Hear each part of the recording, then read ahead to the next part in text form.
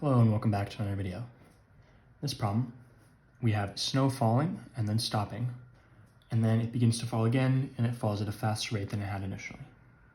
Assuming that none of the snow is melting, which of the following graphs models the accumulation of snow over time? So the snow is not melting, so that means the accumulation, which is the height of the snow, the amount of snow that there is not going down. So C, the accumulation goes down, can't be C.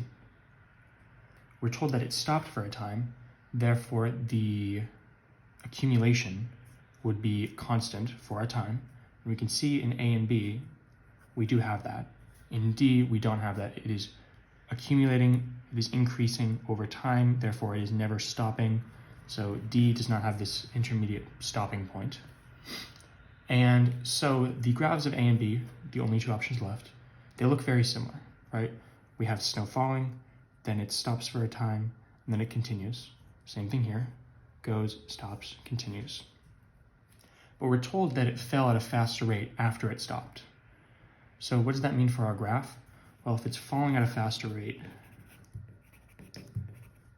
that means its rate of change, its slope, is larger.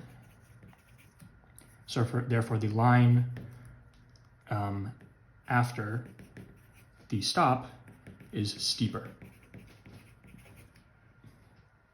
If we look at A, we can see that it is in fact steeper, and in B, it is less steep after.